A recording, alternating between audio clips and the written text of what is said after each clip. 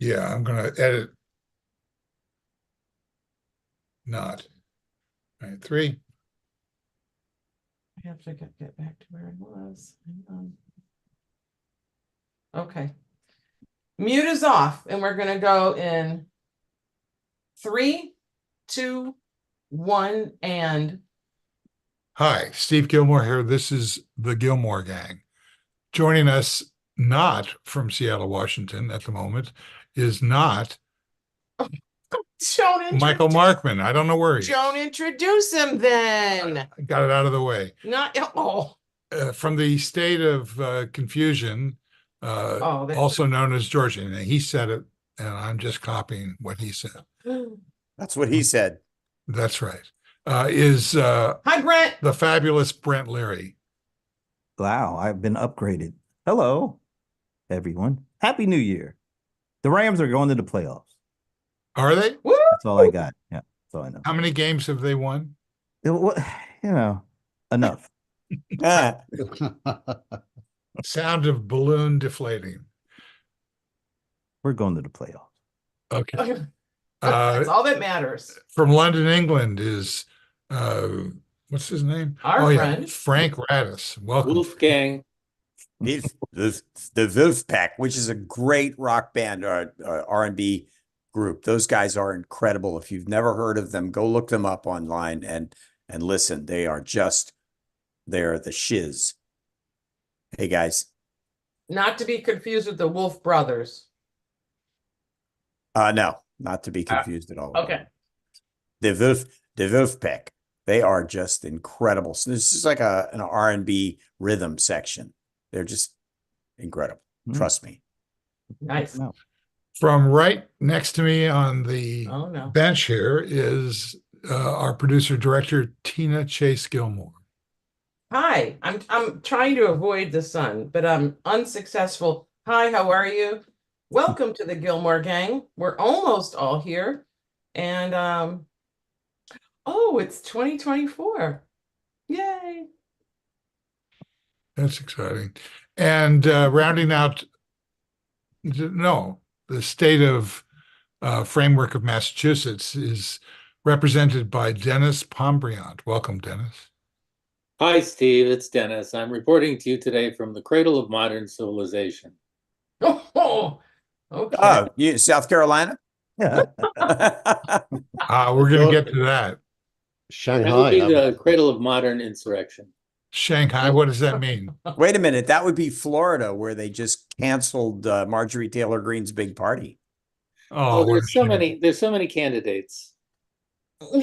Yeah, so many candidates, so little time. From Palo Alto, California, Keith Tier. I just noticed how lizard-like my neck is. It's the quality of your video. Is that veins or is a lot that going on? Yeah. What else?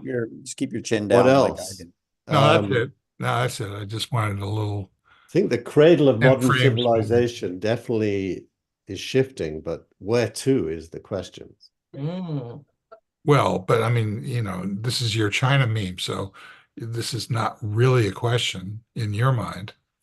Well, I don't think civilization and China go together very well, so that wouldn't be the case. And why did Trump accept $5.8 million from China? Well, I don't know that. I think we should define our terms here. Trump didn't accept any money from anywhere, but lots of places put money into his businesses. That's a fine line, because he should have stopped running his business when he became the president. He said he did. He had those he said he would. He didn't say that. He did not say it. Why? Well, then what was that event where he had all those books? It was that he wouldn't run them. Acceptance of the rules. Well, in any case, his businesses accepted the money. And where do you think the money went? It's one of those bullshit memes. It's totally bullshit. Have you noticed how small the amounts are?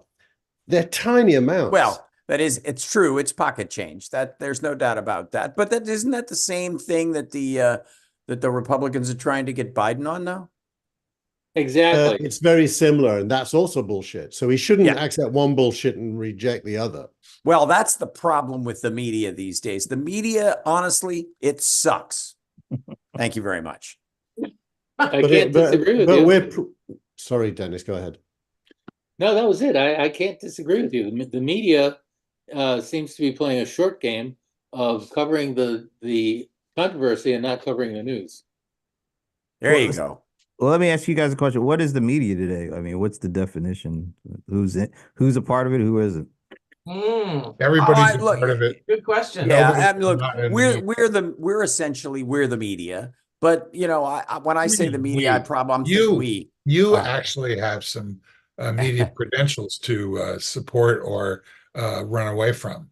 True. But to me, the media is it's NBC, ABC, CBS, MSNBC, CNN, Fox, and it's even Newsmax and all those other right-wing miniature thingies and a whole bunch of online things that call themselves news. And so I mean the media is so big now, it's ridiculous. So let's just say mainstream media, which I would push back on that just a little bit, because there was an article, I think in the Post in the last week, that talked about the news consumption habits of some of the jurors that have been seated in one of the Trump trials, and most of the people who have been seated have reported that they get their news from the internet or Facebook or maybe Fox, but they are. Let's just say it's not hard to find a jury pool that is not tainted by. No, I don't. You're absolutely right. There's no doubt that the distribution of news content on the internet makes those internet distributors media, without doubt. It's true. So Frank, the root of the word is from modern Latin. It's the word tunica, which got translated later into membrana, meaning membrane. And it's literally translated as the middle layer, the layer in the middle. So it's basically all about knowledge, and the layer in the middle that passes it and repackages it for the masses, which has kind of disappeared as a function now that the masses have access to information themselves and opinions. So the word media, if it means middle, probably ends up disappearing altogether. Yeah. But it sounds like it goes back to what are the mainstream, or what is the mainstream media actually doing then? Well, then you get back to where do ideas come from? Where do we get our ideas from? And the answer used to be media, but increasingly the answer is each other. Yeah. Right. Which sounds like what Dennis is really talking about, right? Is that, he's pushing back on, it's the social media, which I think maybe that term is losing its effectiveness, or maybe there's two different types of media in social media. I think that falls right into what Keith's saying. Social media is more like the media. If you look at the Latin word media, the tunica, which actually doesn't that represent something that you wear, so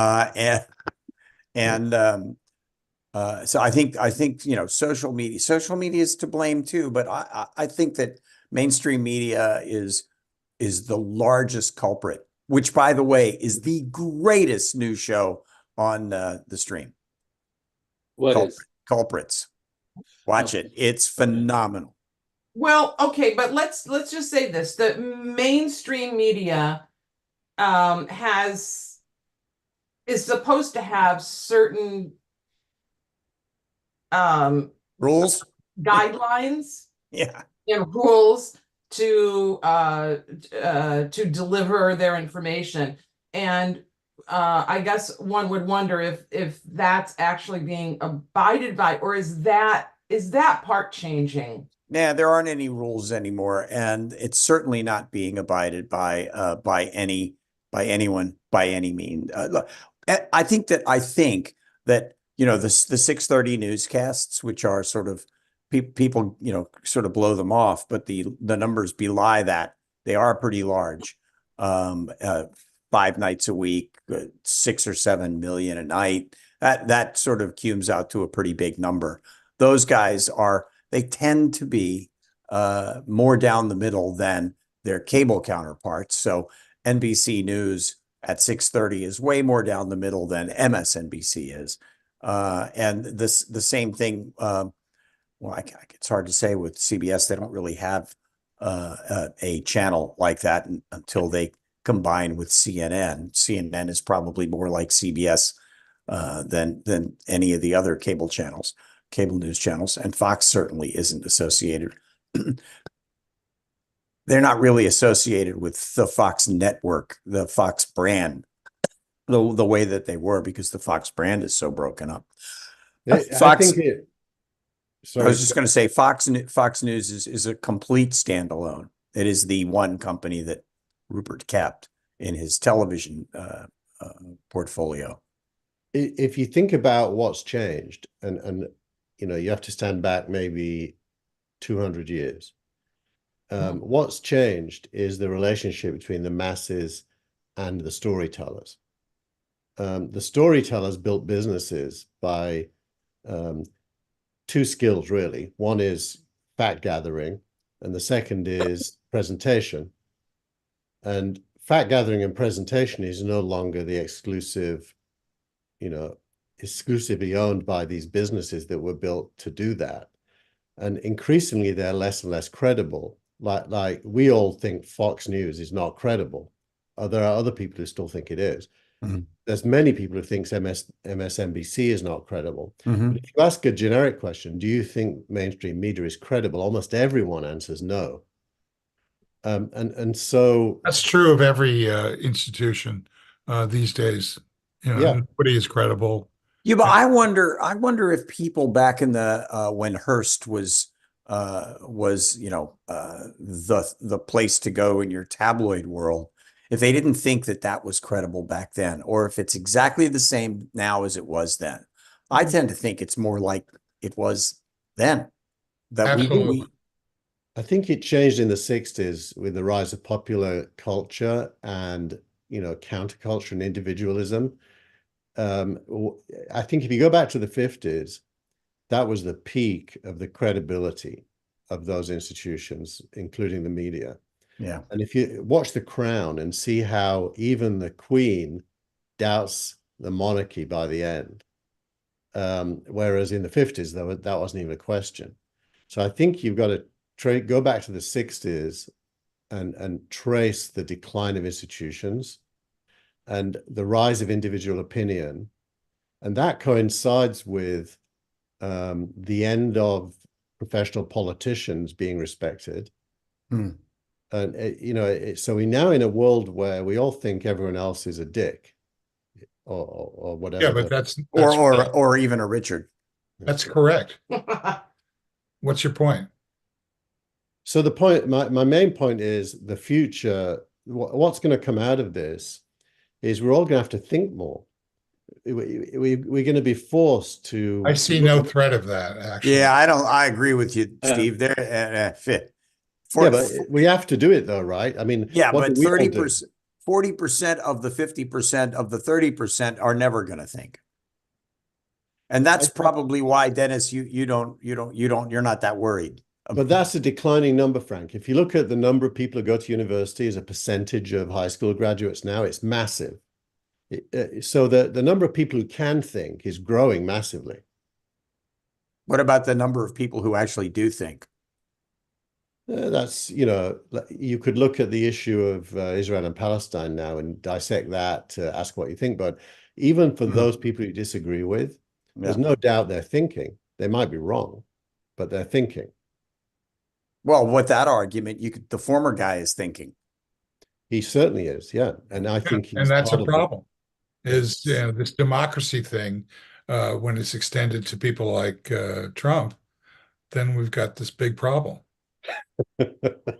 Ooh, You know, Steve. it might be actually better than what we think. What I'm seeing right now is for different reasons we're going back to the 19th century. In the 19th century, we had the telegraph, but it took a week for in the late 19th century, it took a week to get news from one side of the continent to the other or more. And people had to think for themselves in their own parochial ways. I think we're doing that right now, but for a different reason, for the reason of overload. People are, most people are overloaded and don't want to have to think as much as the competing streams of media make possible. And so they put together some belief system and go along their merry way. We interrupt this broadcast to welcome from the state of Washington, the Reverend Michael Markman. How do you do? I'm sorry to be late. Hey, Michael, I just saw The Boys in the Boat. It was a great movie about your neck Ooh. of the woods. I have to watch that. Say again? The movie The Boys in the Boat about the 1936 Washington State crew team. Yes. I haven't seen it yet. It's worth seeing. It was a better book than the movie, but the movie was credible. I understand it wasn't filmed around here, though. Is that right? Canada? I don't know. There was just some buzz online about how they didn't film it locally. Oh. Oh, Ooh. God. Hollywood, go figure. Who knew that about? Apparently, For All Mankind is not filmed on Mars either. Oh my God. I'm sorry, Oh, Steve. that's- Sorry to spoil that. Oh man, you Oh, just wait a minute, what do you- Spin. That's the deep state spin. That's our That's- going joke here. I keep that's- saying, well, the holdovers. that's the movie, baby. Go Yeah, check it was it out. good. It was good. Yeah. And Virgin River doesn't have any virgins. No, Wait a minute, what about the Easter Bunny? no. Bunny. Okay, well, can we continue? Yeah. What, Michael? This started out with the media sucks. So, what do you think? Some of it does. I think there's a huge. I was thinking about this from an advertising perspective. I keep hearing complaints, for instance, that the Biden campaign needs to get a better message, and I think the problem is more with targeting than with messaging. The media world is so fragmented. I mean, this isn't anything new to observe, but you not only have the dissolution of the three big networks to hundreds of cable channels. Now you have the dissolution of cable to online. You've got all the socials. You've got TikTok and YouTube, and all of those are algorithmically divided depending on what you're interested in, with whom you interact. So it's really not clear how you reach people. You can reach a few people. You can reach people who are already tuned into you, but how do you get a message across to anyone else? Well, So but I I think would one of the argue- reasons the media sucks is that people are trying very hard to attract audiences. I would argue, Michael, that and I try to consume so many different types of news media all the time, to the point where my wife is like doesn't even want to talk to me because I don't talk to her because I'm consuming content. And I would say that the biggest problem with the Democrats is that not that they don't have a message, but that they're not getting their message out there anywhere. I don't mean just literally anywhere. I want to hear the Democrats' message. It should be delivered to me algorithmically. It is not being delivered to me because I don't think that they're doing a good job getting it out there. Look, you can't really say that about the Republicans. Their message, regardless of how absolutely harebrained it is, everybody knows about it. And every time somebody says that the former guy's name, every single time, I want to throw something at the TV, and I guarantee you he's happy regardless of whether it's bad or good. They're getting their message out there. The Democrats are not. Yeah, Now, but think about it strategically. well, what, they're going to wait? Well, look, Yeah. look. Election day. Strategically, you start a campaign with a broad message to everybody to try to see what you can pull in. The closer you get to the election day, the more targeted your message is to your base. Now, that's the thing that the Democrats seem to be doing. On the contrary, the Republicans started off broadcasting and marketing to their base. The base, by definition, isn't something that grows exponentially, and it doesn't help you. It helps you win an election, but if all you got is your base, it's probably not going to. So I look at what's going on, and I don't get too worried. I think A few things. You know, one of the issues is that there's no symmetry here. Trump, from the outset, built his campaign on outrage, saying things that were just outrageous. You know, beginning with the glide down the golden escalator through last night. He just reposted something on his social that was a ludicrous video made by somebody positioning Trump as heaven sent to be the shepherd of mankind. It's gone viral because it's so preposterous. Now, if you're trying to be the normal guy running against the lunatic, you can't out-loony him. But, this whole premise, I think, is faulty. The closer that we get to Trump winning, the further away he is from winning. the closer we get in time, do you mean? What do you mean by closer? Closer in what dimension? This is a campaign of fear, and the fear is that he's going to win. Well, Yeah. so how many people know that Biden just dropped his first campaign ad of the year yesterday? Well, I haven't seen it around much. I haven't seen it, but I stick How to many people MSNBC. know that he is launching his campaign with a speech in 2 about an minutes. hour or so? Yeah, for January 6th. Yeah, it was supposed to be on the anniversary, but snow was Death forecast. of the other democracy, day. point one. I think the truth is that Biden isn't campaigning yet. He's governing. And there's a lot of governing to be done right now. There's a lot going on.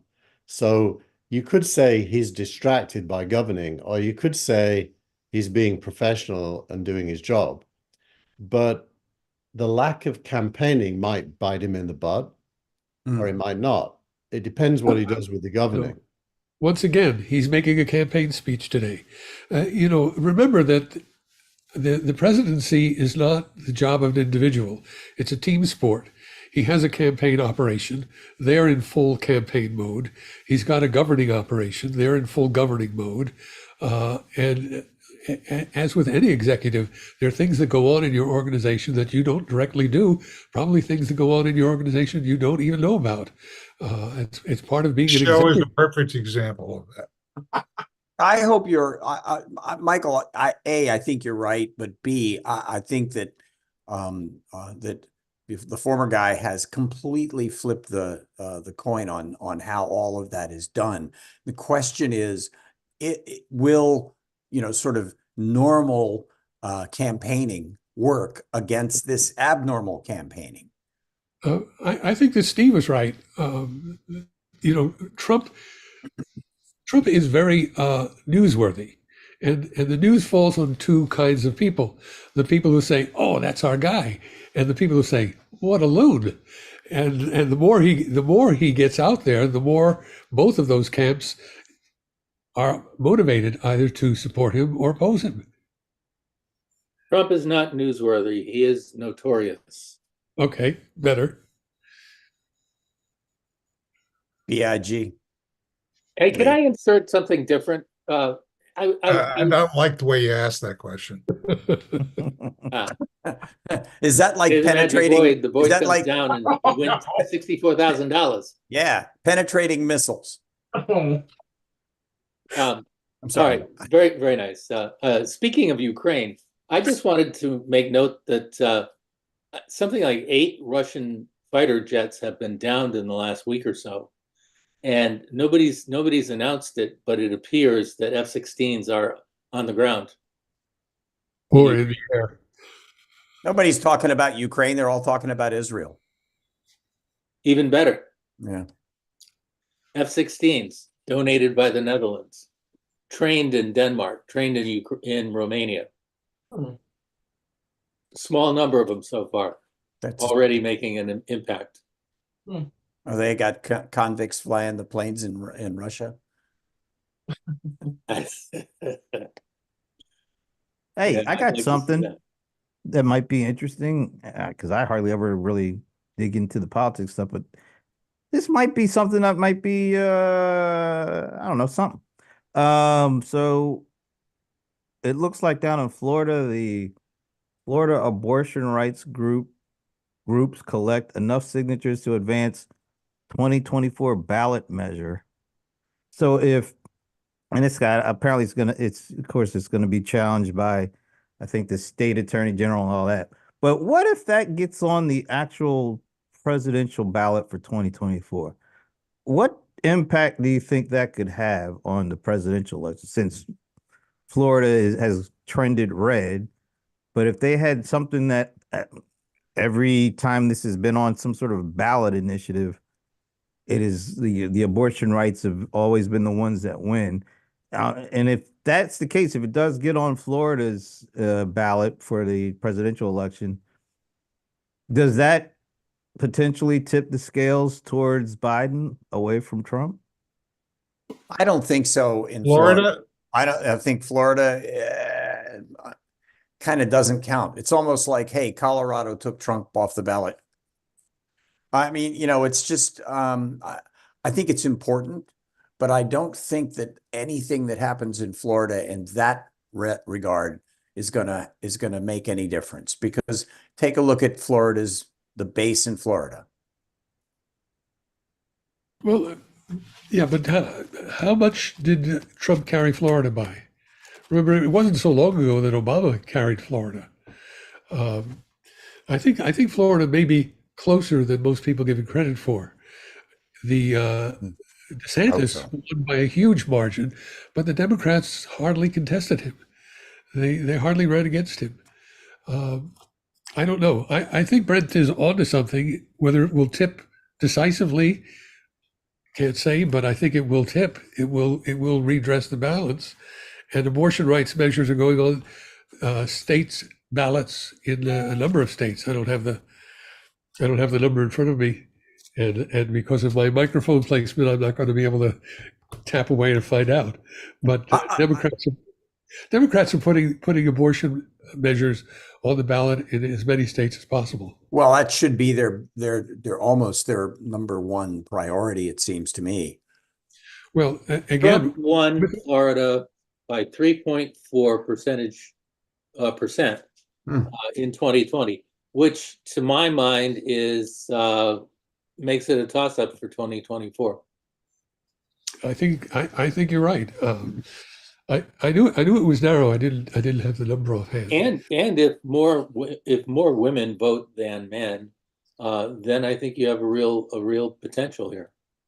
Doesn't that give women incentive to turn out? And that I'm just looking at over the last couple of years, Kentucky and Kansas, Ohio, every time there's an initiative like this, the abortion rights seem to win because there's a lot of energy behind them. So if there's something on Florida's ballot for 2024, wouldn't that pretty much kind of do the same thing?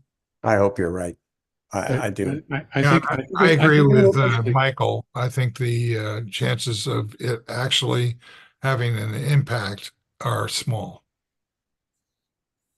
Well, I didn't say that it would. I'm the one who said that. Well, I hesitate to render something that you I said it will have an impact. What I said was I don't know if it'll have a decisive impact. Right, and I agree with that. I agree with that sentiment, which is I don't know, and I often use that way of suggesting that I don't agree. So I agree with the idea that I don't know. But On, on the Michael- question of the Democrats' campaign, they seem to be following an editorial calendar approach. So Biden is speaking on the anniversary of January 6th, and then on January 22nd, the vice president, Kamala Harris, is launching a reproductive rights tour. That's Jeez. the anniversary of Roe v. Wade 75 years ago. So organized. 50 years ago. It's just crazy. It's so organized. Yeah. Well, Well, going I mean, back that's to how that, big people do it. They don't, pound their fists or take their shoe off and bang the table. They plan and they execute. yeah, but don't these initiatives pass by like 15 to 20 points? I mean, Absolutely, they do. to Yeah. me, that would be if it were to turn out that this happens in Florida, and let's say that ratio turns out in Florida, wouldn't that have some impact on the presidential ballot, you would think? I would think. I would I think. hope you're right. I hope you're right. all over the country, yes. In Florida, So are you maybe not. Brent, are you saying that the abortion issue will bring out voters who wouldn't necessarily vote, and therefore they are then present to render their vote because they're coming in for one issue? Yeah. Okay. If that Agreed. issue is so important to them, and we've seen over the span of the last couple of years after Roe v. Wade was abolished or whatever, you see Kentucky, you see Kansas, you see Ohio. I mean, these are not bastions of liberalism or by any stretch. And was it Kentucky? There was like 59% of the people voted it up, and I think similar kind of ratios for Kansas and Ohio. 59% of the people that voted. No, they voted for it. Yeah, They- but yeah. when you say 59%, are you talking about of all possible voters in the universe, or are you talking about people who went to the polls? I'm talking about people who went to the polls and were 20% more, 20 points higher for abortion rights than against abortion rights. Right. And the folks that tend to have the energy behind that are younger and they're female, right? So those are the folks who don't vote compared to the older citizens. So if this issue is so important to this younger generation and this females, and it gets on a presidential ballot, it would just seem to me that these folks are going to go to vote for that. And oh, by the way, they'll probably vote against or for whoever they think stands on that particular initiative with them. Yeah. I hope so. But haven't the polls been saying that that young people are now starting to gravitate towards the Republican Party? That's what I've been reading. No, what they're saying is that a lot of young people are upset with Biden over Israel. It's not clear that they're gravitating to the Republican Party. In fact, in all recent turnout, the younger generation has voted overwhelmingly for Democrats. Do we think that the fact that Wayne LaPierre has just dropped out of the NRA, that's going to make some difference in the way that How the did he drop NRA out? He just resigned. he just resigned like minutes ago? Yeah. That would make any difference in the in sort of the gun issue in No. America? I just That'd be wonder. it. No. I don't think so. Again, I think unless that's them- part of it. That's part of a trend that reinforces a trend, because the sentiment of the population at large on the gun issue is very much against the NRA and Yeah. very much in favor of gun safety legislation. So So On it falls more- right in. It falls right into that thinking process. That Well, pattern. the a key huge with the part- a NRA, huge I part- think, is that is how LaPierre leaves. If he leaves chaos behind him, then absolutely. If there's a line of succession and a smooth transition, maybe not. Yeah, I don't know the answer to that. I I haven't think even Charlton heard. Heston is up for the job now. Well, he's dead, isn't he? Well, yeah, but he's got cold dead hands anyhow. Clint Eastwood would be number 2. He's about to He's die. 94 almost. Yeah. On Morning Joe this morning, they were assessing this whole issue of you know, what really does the landscape look like for November 24? And one guy, and I can't remember his name, said Biden isn't angry enough. And when you think about the issues of abortion and gun control, it makes total sense to me that people are passionate about those issues, and anger is the appropriate reaction to much of what is going on. But the problem is the Democrats are playing a different game. The dominant game of the Democrats is to try to legally, kneecap Trump with all kinds of stuff. And they're not really playing an issues game. They're playing a Trump is illegitimate game. Wait a minute, but wasn't it out in Sorry, I Colorado? disagree with that. I disagree with that. Wait a minute. I was just going to say, wasn't it out in Colorado? Was it a group of Republicans that brought that used that? It wasn't Democrats that brought that case to, I think, in Colorado. I think it was a bunch of Republicans, right? It was one Republican, I think, but Yeah, that isn't really. But that isn't really. If you look at the whole Supreme Court conversation and the main conversation, and you put it in the broader context, you don't cherry pick one or the other, and you listen to Morning Joe, which I do every day, where it's monotonous in its focus on Trump. I mean, it's just simply monotonous. I don't know how you could take it. There's no question that the Democrats, taken broadly, and Michael, I'll agree with you that there's many exceptions to this, including Biden as an exception. But the dominant feeling you get whenever you turn on the TV is that it's all about Trump. Exactly. It is. Yeah, but is that a good thing or a bad thing? For example, here's a piece of breaking news. New York Attorney General seeks $370 million from Trump after civil fraud trial. The penalty was well over the $250 that she asked for when she first sued him in 2022. We got to remember that there's a lot of stuff like this that's going to be hitting the screens and the newspapers over the next 9 months, and I think you can make a plausible case for death by 1,000 paper cuts by November for Trump.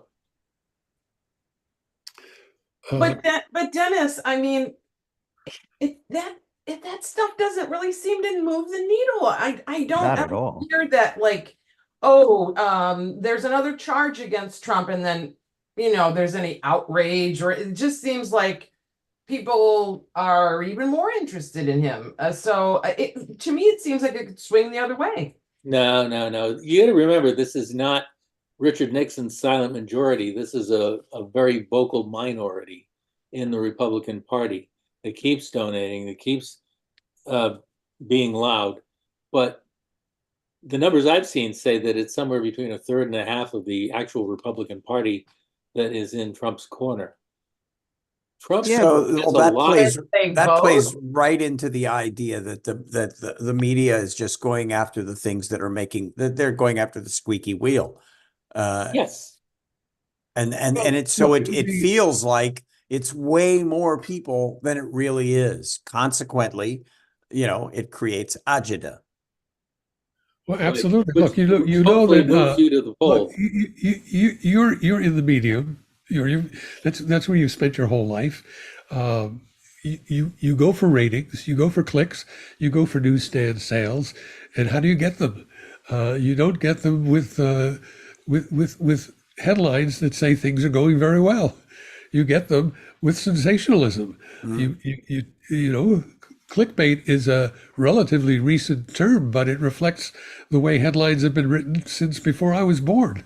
And Ted Turner tried to do a show in the 80s called Good News. It lasted, I think, about 3 months. I mean, McLuhan pointed this out, and he's probably not the first to do so, but he may be the most famous. His news, by definition, is bad news. Yeah. So this is not a new development, in other words. No. Well, I mean, you go look at the headlines from newspapers in the 1800s, and you can, they are sensational sort of headlines. Absolutely. Oh, yeah, and they spared nobody. I mean, George Washington got his share of vilification in the free press. But over the wooden teeth, or what was the issue? Oh, pick a president. They had an issue. It was a lot of times it was illegitimate kids, which in some cases turned out to be true. Jefferson. Washington fared better than most of the other of his contemporaries. Well, that's because the free press was just getting started. You know, I mean, he was pretty much acclaimed as president. There was no opposition. But once you started moving into Adams and Jefferson and Madison, that's where the fireworks really started going. Oh, yeah. Mm. Fireworks. So politics, politics, politics. Anything else? Yeah, sure. What do you think about Nikki Haley? Hmm. Oh, that's not politics. What is that? It's called the Gillmor Gang. That's what it is. Okay. No, seriously. What do you think about Nikki Haley? There's a rebound. There is a particularly hysterical newsletter by Steve Schmidt, who used to be a credible journalist, and he just basically demolishes Nikki Haley for being An idiot? no fake, on and on. And Nikki Haley has been a very shrewd opportunist. She's running against Trump, but not in any way demeaning Trump. She's just kind of raising her head and saying maybe it's time for something new, but she won't say anything against him. She won't criticize him.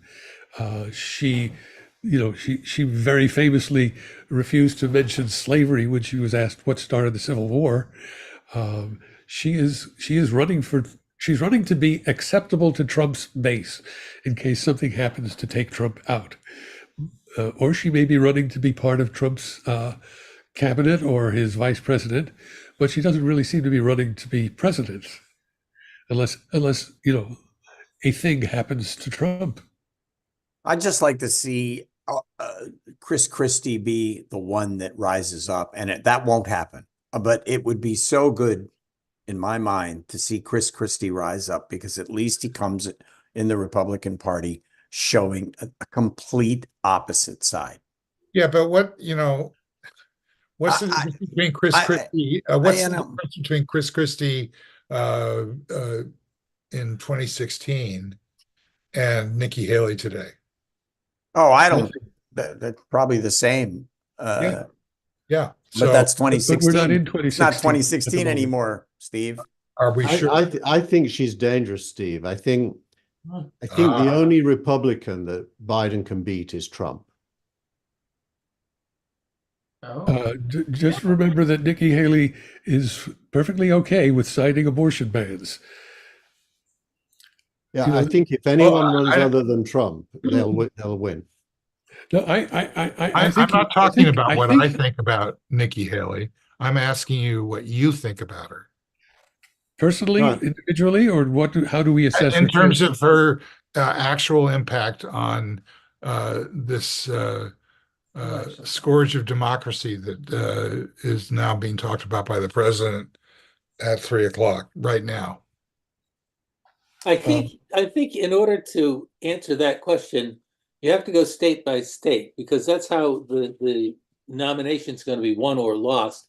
And if you go to the first state that has a real primary, Trump has only about a 42% polling versus Haley at 29%.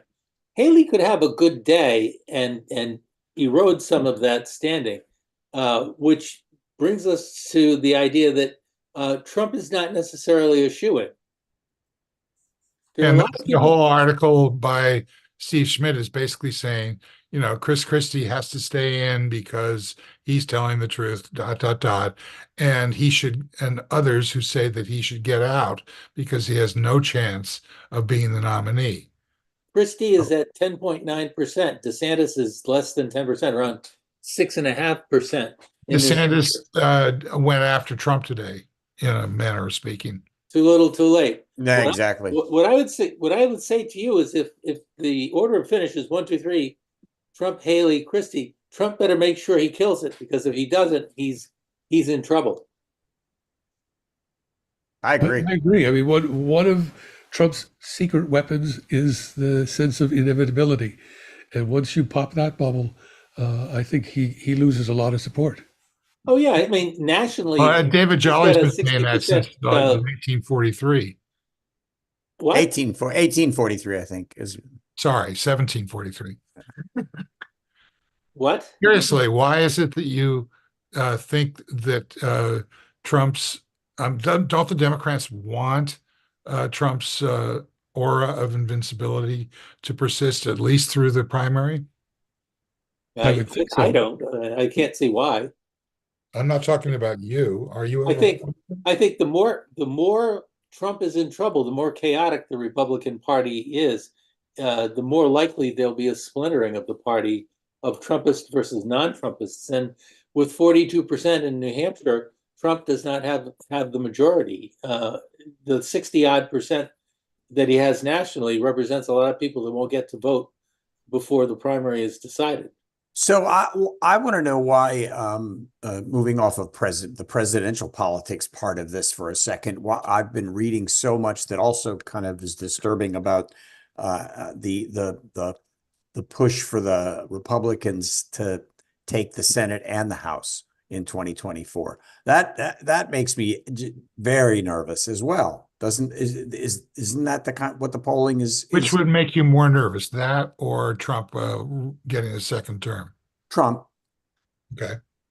But they're a political party. That's what they're supposed to say at this stage. If you had a political party that said, "Yeah, we don't want to get both houses," what would you think? No, it's not that it's polling, which this far out. What does that really mean? But it's disturbing to me. It's all disturbing to me. It's all because that's what I'm seeing, and that means that's what the media is reporting, and that's part of my whole. God, the media really sucks.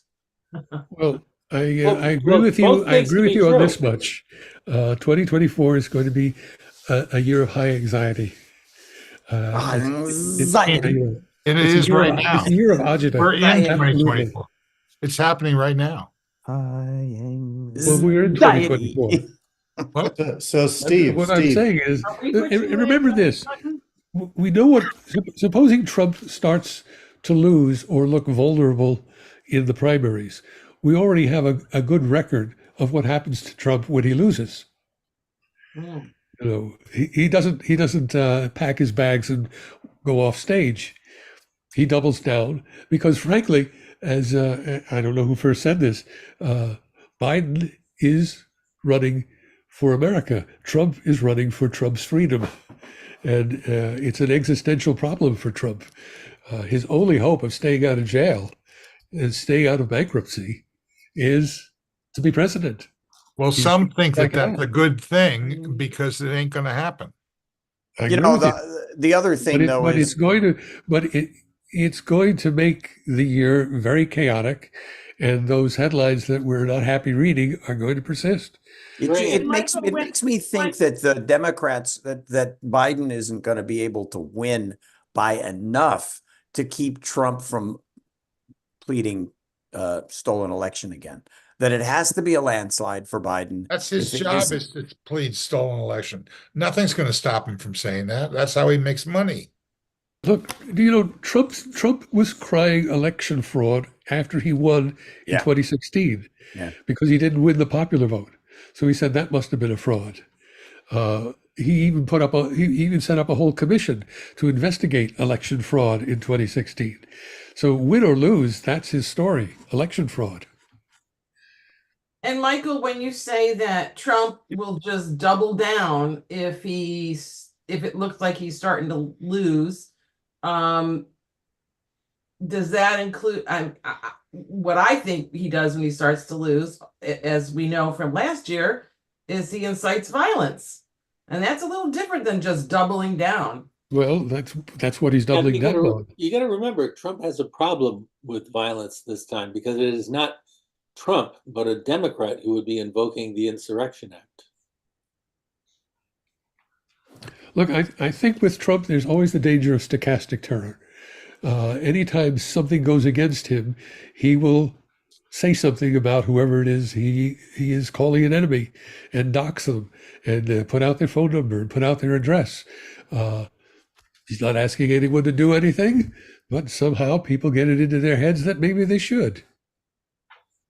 Mhm. Certainly interpret what he's saying as a hidden threat.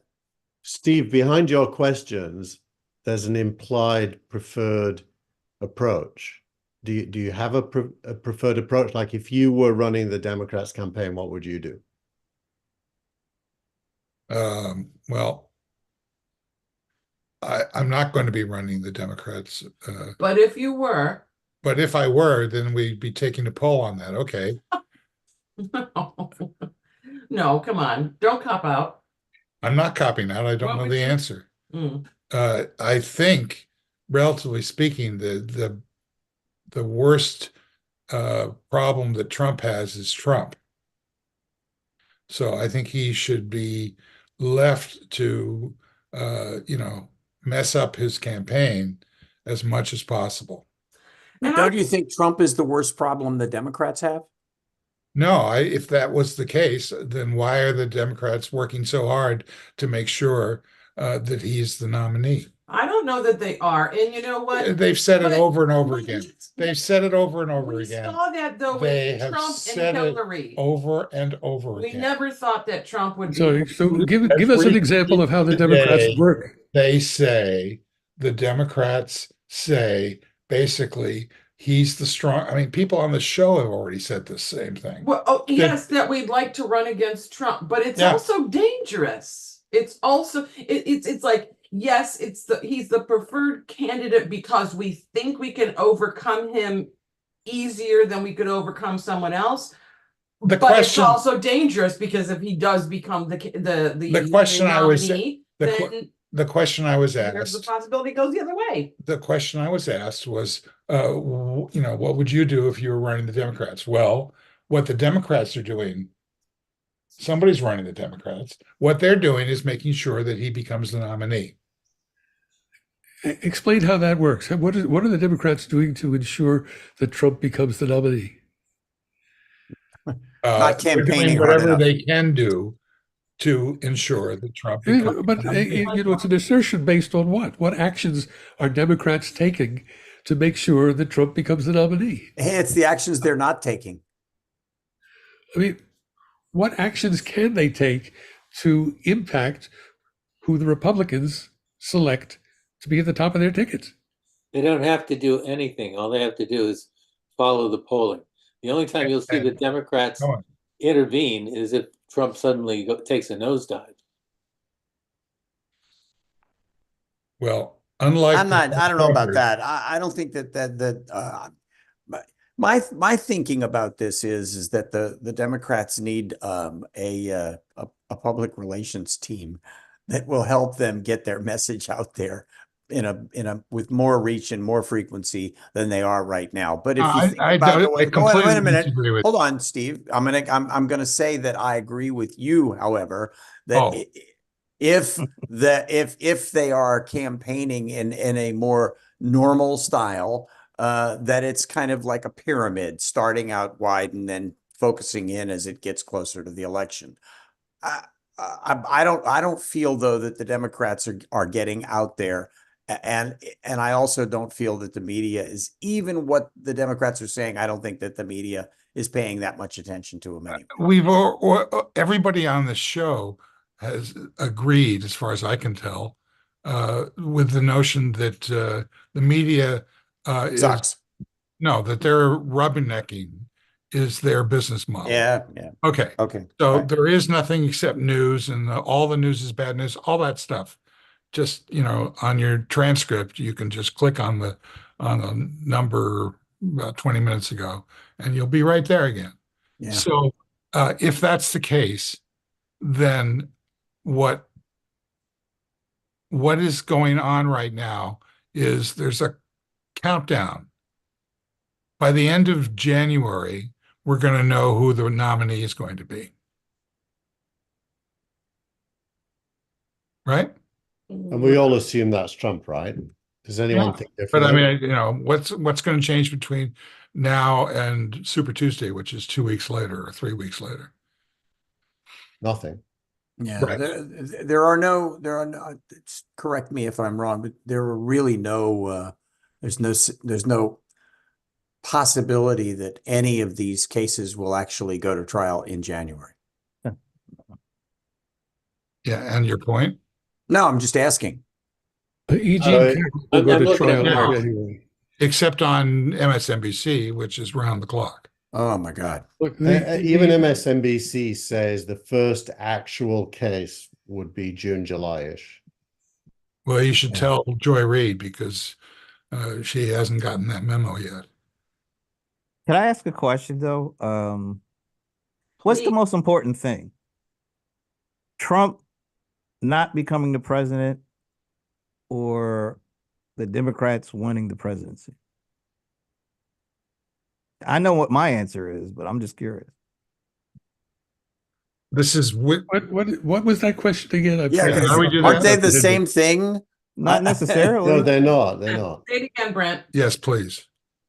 What's the most important thing? Trump not becoming president or the Democrats winning? The Democrats winning. Yeah. Because the alternative to that is Trump becoming president. Is that 100% accurate? Nothing's 100%. I mean, look, Trump Barring- Trump could be put into the funny farm. Trump could be put into jail. Trump could be, given his mental and physical health. Being in jail is not Trump pass. being in jail is not disqualifying. Being a nut job is also not being disqualifying. In fact, it seems to be an asset at the moment. So then Well, this I mean, disqualifying. We already have work in the works disqualifying. That's the 14th Amendment. The question isn't disqualifying. fail. The question is Anybody the question who- is how do you go to an election from jail? What are people going to vote for him out of sympathy? I mean, it's not disqualifying, but it surely isn't a campaign asset. they might. I don't know. They might. The people who For like his base, yes. For his base, of course. The vote. in a Well, post the vote- pandemic world, not having to go to the polls in order to vote is an asset. I'm challenged because when I look at what the Democrat narrative currently is on the border, I don't agree with any of what they're saying. I think they're being racist, anti-Mexican. I don't think they understand that the labor shortage and the aging population in America needs more immigrants, not less. I generally think the Democrats are appalling and racist. And the Republicans are worse. Oh, Absolutely. Just hoping. But it's hard to be enthusiastic hoping we about do. Brent's question. You go, yeah, I really want the Democrats to win the presidency, but actually what they might do when they win, I probably don't want to agree with much with. What they do in order to win and what they do after they win are two separate questions, aren't they? maybe. Yeah, Pretty much always. It often is, right? pretty much always. Yeah, it It's would all. be. I mean, look, it's often different what Exactly. you do to get a nomination, what you do to win the election, and what you do when you actually lead a country. Governance. Governance. Yeah. Governance. Yeah. Yeah. But then there's big issues. I mean, like, if we were to start talking about Biden in Ukraine, Biden in Israel, Biden and the border, I suspect we'd have some quite thoroughgoing conversations, and we wouldn't all be just pro-Biden.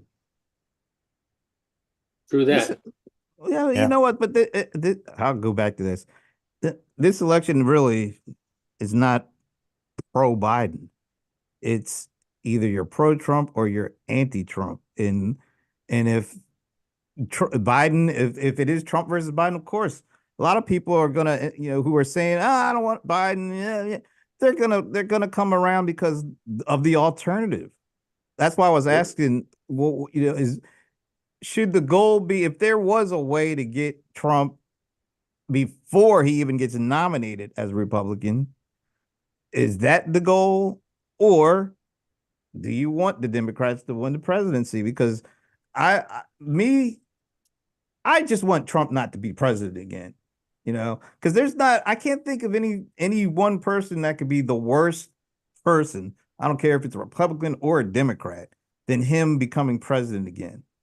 So that's why I asked that question. I was just curious because to me, if they could get him out beforehand, I know there's him in the hall around Nikki Haley, but I'd rather see her than Trump. I'd rather see almost anyone than that guy. Yeah. So if there's a way that she wins the nomination, once again, I think that's probably the worst thing for the Republicans because Trump is then going to run as an independent and they don't win anyway. But I'm just saying, I'd rather him not get it now than have to go through a year of this, and then we don't know until whatever election, the day after the election, because I'm doubting we're not going to know that night. Oh God, I hope we don't have a year of this. But Brent, when you say that, what part of your thinking has anything to do with what they'll actually do in office? Look, we already know what that dude has done before. So if there's a way to not have that happen again, I'm for that. Yeah, but I don't say care. that. I'm not talking about the future. I'm not talking about what all these other folks might do. We know there's one guy in the history of this country that has done that. And we don't need that anymore. That's all I'm saying. Define that, Brent. Just put a couple of bullets. Really? How about Come on. How about we Really? not, Keith? I think that Brent is suggesting that he wants to point at what's happening now, as opposed to a theoretical case for what may happen after a Democratic win. No, I just don't think there's any other person in the history of this country that could pull off what this dude has pulled off already. I actually understand what you're saying, Brent. It's like the lesser evil, which is really every election, right? It's always the lesser evil. It's not as if you are cheering from the rooftops about anyone. Maybe Obama got there, but mostly no one ever gets there. So I think it's the lesser evil. And you're saying that, look, I think there's something less evil than Trump, and it doesn't have to be a Democrat. If Biden can't win, you'll settle for not Trump. Look, I'm just saying this particular individual has done things that I don't think anybody else could do. I don't want to face that again because I think it'll be worse if he wins. Because before, remember, they used to have those folks they called the handlers or the people, the folks that were going to keep him in check. Ain't going to be none of that come 2025 if he's the dude. It's going to be way worse than it was back then. Also, I don't want that. There's also a difference when you're not running for another go round, right? It's your last time. I don't want to face that either. I found him to be terrorizing for me personally. I woke up every day pretty much scared and upset and wondering what the hell has he done since I've been sleeping, I don't want to go through it again. That's why I keep telling Frank that I'm going to come move in with him if Trump gets elected. I got a bed right here. You can just Thank you. queen size, so the two of you can stay here if you want. Well, Steve's calling, fine. Steve's fine to stay here. So okay. He doesn't want to leave the country with me, but I'm out of here. Hey, Frank, thanks. Sure, no problem, man. Really appreciate it. Okay. And I got a TV for you. You can put your computer here. Now we've seen we see everything that you recommend. By the way, I got a new one. We'll talk about it later. No, hold on. I have a bone to pick with Mr. Leary here. So as I recall, you were talking about the show Bodies. Yes. That's a guilty we response. Spent some time on that one. Did you actually see the whole Bodies? I finished it off. Okay, so this is weird. I gave up. How many? I mean, how many different time periods Right. can we You try get- to? And it kept going back and forth. I was like 1890, 1940, 2023, 2052, and then they kind of kept going back and forth. It was hard. I admit it was. Okay, well, we finished it too. And And I agree with Markman. I should have given up. we should But bet. But you couldn't, right? It had you, like it had me. The time No, travel. no, it had me. It had me in the first episode, and then it started losing me. And I think I got through 2.5. Not confusing. okay, so recommendations, Frank? So, Culprits on Disney is really good. So check it out. I think you'll like it. It's terrific. I think I saw a couple of really great movies during the screenings I've been doing for the DGA. I thought The Holdovers was terrific. I thought, honestly, Wonka blew me away. And so did Wonka blew me away. The Holdovers was really good. I loved I didn't really like Maestro. It didn't move me like I thought it was going to move me. Cinematically, it looked good, but the music was really good. But how could they not have good music? And I was also not really blown away by the new Scorsese movie, which I thought was. Thank you for that one. It just didn't do it for me. Haven't seen it. Do you mean Flowers of the Moon? Flowers of Yeah, it's going live. I think it is live now on. Yes, I think so. Well, Just on Flowers of the Killer Moon. Yeah, We watched it. We watched it as well. What is okay. that on? No was spoilers. it the Flowers no of the Killer spoilers. Moon or the Killers of the Flower Moon? yeah, one. Flowers of the Killer Moon. No, Killers of the Flower Moon. What is that on? Clowns of the Killer Moon. Clowns of the Flower Moon. What is that on? I'm trying to find out. But the theme is Netflix? Apple amazing. TV Plus. The theme is correct. amazing. The theme is amazing. It's about the what is the name of the Indian tribe? The Ozarks. Lakota, the Ozarks. Ogallala. In the Ozarks. It's like something like that. Yeah. Anyway, I mean, there's no spoiler in this. The theme is the most valuable oil-rich lands in parts of Virginia. Is it Virginia or No, it was further west. Great. See, I don't remember. Anyway, the land was rich with oil. Osage. Yeah. Osage, yeah. And the land was, and it's so Osage County, and the land was rich with oil and had already been granted to the Osage. So they were all very, very, very wealthy. And so their butlers were white, their drivers were white, and they were the rich people. And De Niro is a farm owner, and it's all the story of what happened. It's very long and it's very hard to watch because of what happens, but it's kind of amazing observation of history. Well, I thought cinematically, the photography, the sound, all of that was really, really good, and will probably pick up a couple of Oscars. And the acting was Yeah. really good.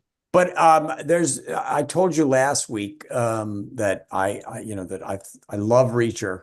I just watched it. I can't wait for Fridays, because Fridays is the day that I get the new episode of Reacher, the new episode of For All Mankind, and the new episode of Monarch. So that was why that's why I was late. I was watching those three things back to back. And you sent me a note saying, "Where are you?" I wanted to say, "Damn, well, stop, not right now. Give me a minute." So those are the things that I've been going crazy about. Okay, so we're enjoying Monarch.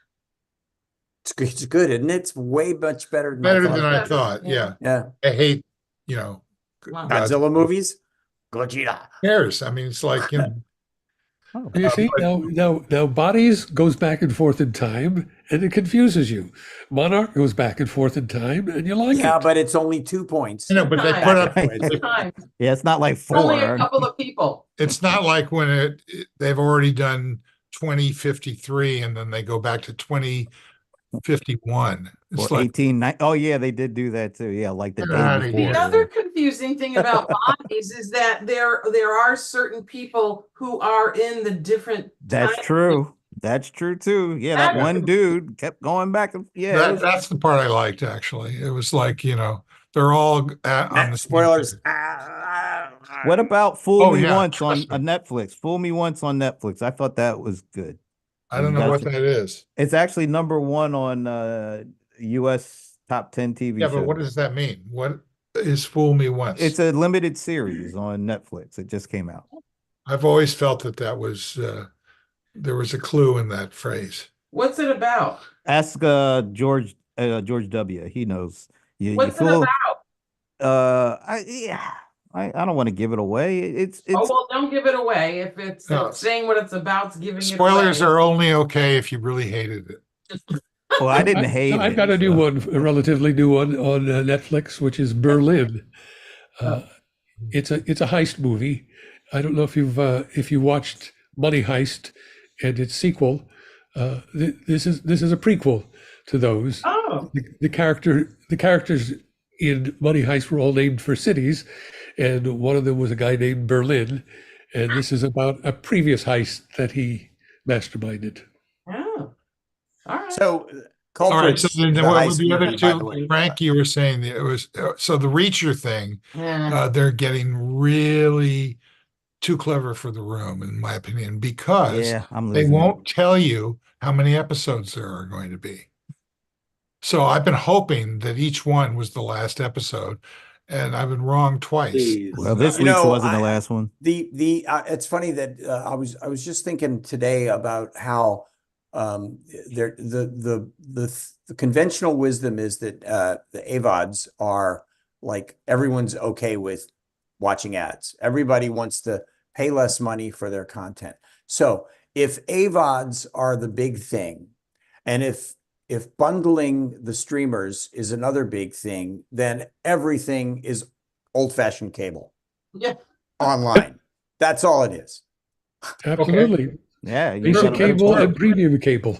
Well, And Amazon Prime plus just came more. out with a $2.99 level. Who did?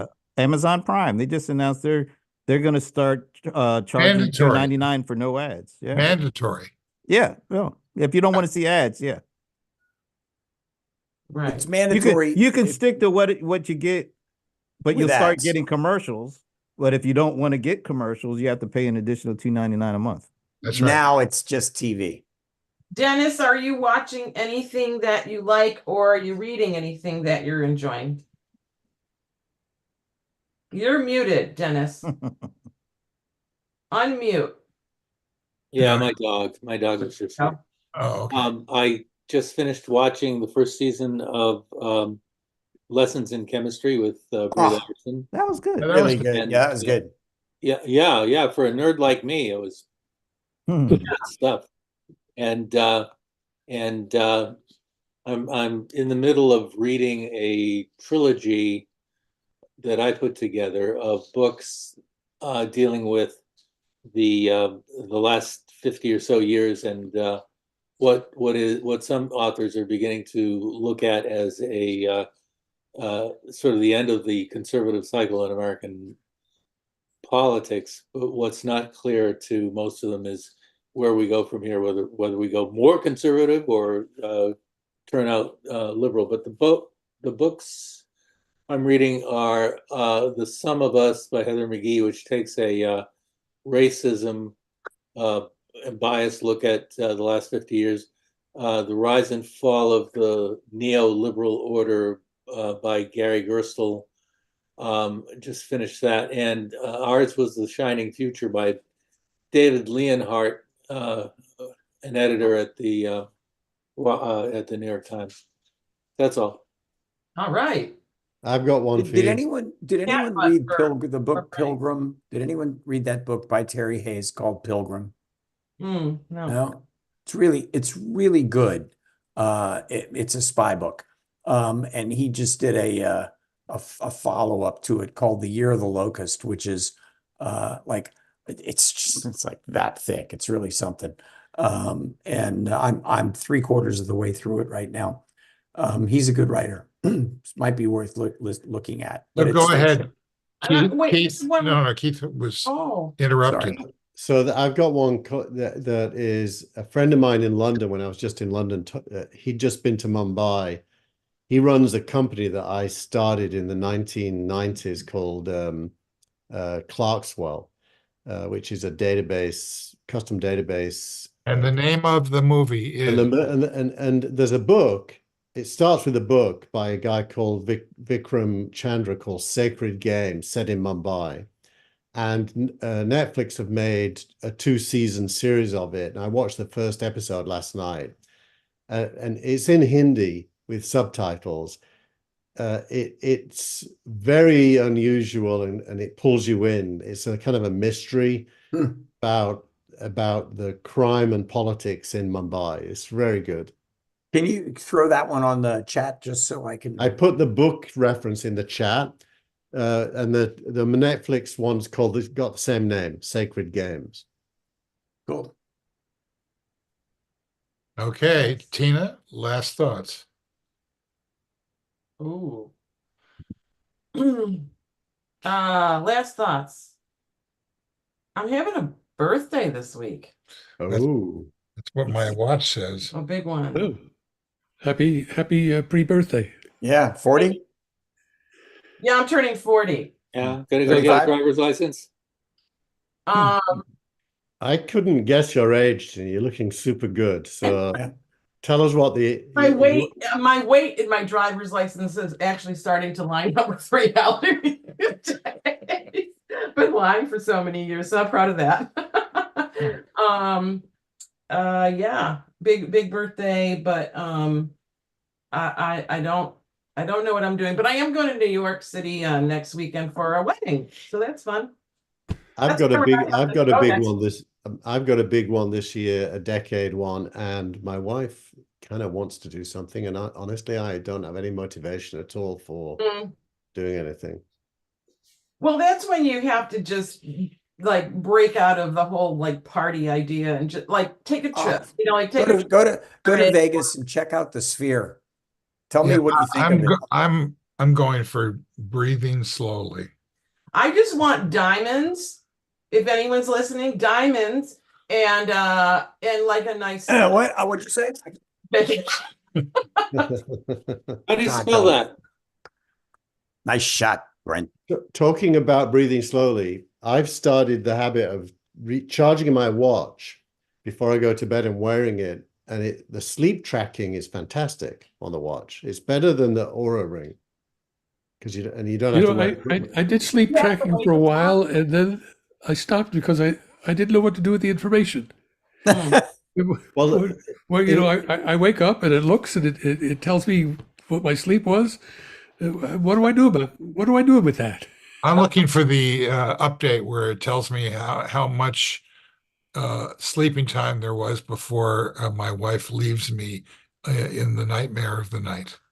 To join Frank and Brent in London. I want everybody to know this. Everyone out there, this is a constant problem. I am constantly leaving his dreams, and he wakes up angry. That's a book title, The Nightmares of the Night.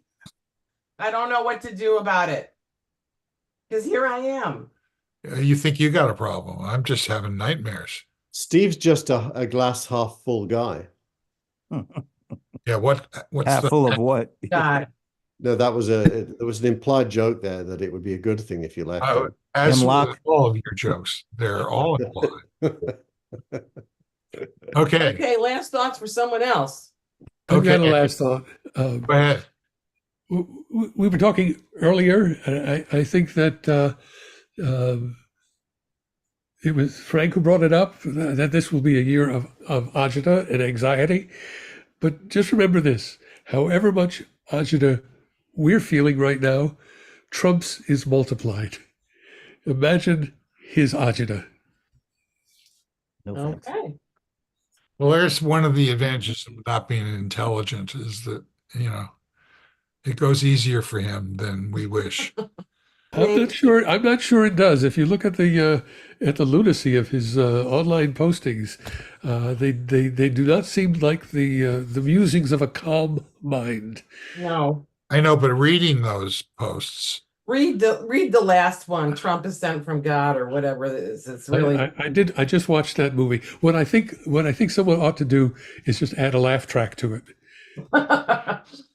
If I was ambitious, I'd do that. But maybe some a other funny sound a good sitcom sweetening would be wonderful. yeah, here's some AI for you, right? Okay, Dennis. Last words, Yep. Well, let's not get that.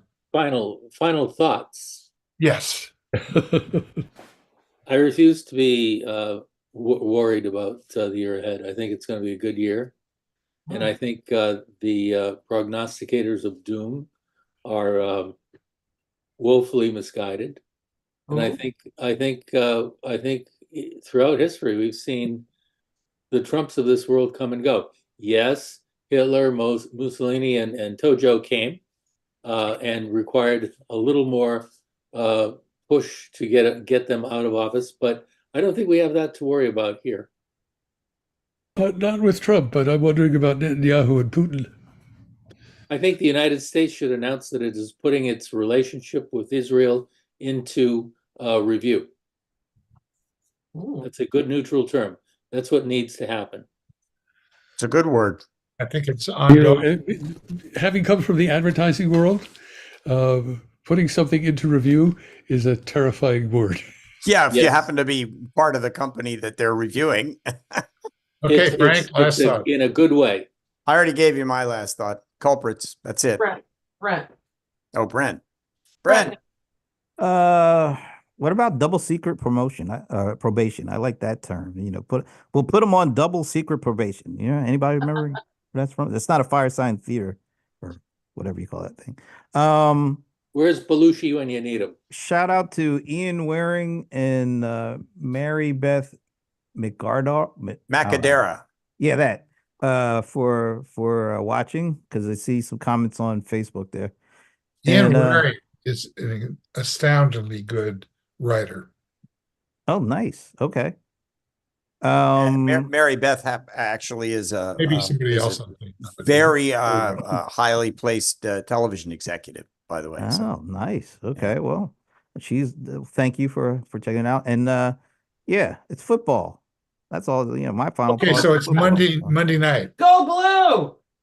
Oh yeah, I forgot. Yeah, Michigan. That's right. Go Blue. Michigan against Washington. Yeah, that should be a good one.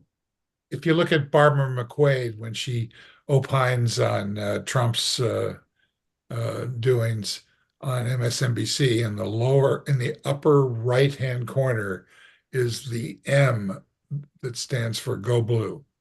Michigan. You also can often see the big house in the background. Yeah, you guys watch way too much. I don't want to tell you what it is again, Steve. No more MSNBC for you guys. Jeez. It's funny. We watch MSNBC when Nicole's not on right now. Honestly, we watch it for like maybe 5 minutes before it's like, oh, I can't hear any more of this. Oh, one last thing. Now, since we're talking MSNBC, this is really interesting. Robert Menendez, he got another indictment or something, and his daughter is on MSNBC, and it looked like, because sometimes I've watched, particularly when it comes to certain times of the day, she's filling in for what's her face, Nicole Wallace, and that story breaks, and they go like 5 minutes early to the Ari Melber show. Oh. I just found that, it's got to be excruciating for her to be on a news show and her father is getting indicted for the second time. That's craziness. And nothing was mentioned. They don't mention that. I've seen stories about him on the channel. I've never seen her report them. Of course. Well, no. That's got to be crazy. In this current round of indictments, when he was indicted for the Egypt affair, she went off the air for 4 to 6 weeks. Well, they didn't put her off the air, but it was funny. I was like, wait a minute. This show is ending like 5 to 10 minutes early. Why is Ari on at like 5:50? And then they broke in with that. It's Is like, that, I wow. wonder if that's a policy of the network or whether it's. Oh yeah, absolutely. Yeah. Oh, Yeah, no There've been question. long discussions of it in the Times. Oh, there has been? No question. No question. Geez, I thought I was the only one. Oh, well. No, I didn't see that happen. That would have been interesting to actually see, but it's absolutely a policy. That's got to and be who really. did your last thought? But look, you'll see Laura Trump on Newsmax and or Fox I or won't. wherever she I'll if you never were to see her watch, then. and she will report on Trump. Oh, I'm sure it'll be really right Excellent. down the Really? line. But she won't fundraise. Oh, wait. She's Wait a minute, it's all fundraising. Oh, Yeah, she, that's what I think back about something you said earlier, Steve, when, if he loses, he still can generate revenue out of that. But I don't know, how does he generate revenue if he's no longer running for president? He's just going to say, look, you should just give me your money anyway. Well, Well, no, I mean, he's got a whole appeal cycle to go through. yes, the worst thing that could happen Yeah. for for the next Trump election. is his second term. Yeah, then why would I give you any money? You got it. You got the job. Forget it. And you're term limited. So that's it. Well, term limits don't apply. I mean, he lost an election and it didn't apply. Yeah. So I don't think term limits will apply. Yeah. He'll Well, probably try it. a very, You know, a I very mean, if the important 14th question Amendment is- doesn't apply, why should they, whatever that was, Well, we're going to find out about the 14th Amendment.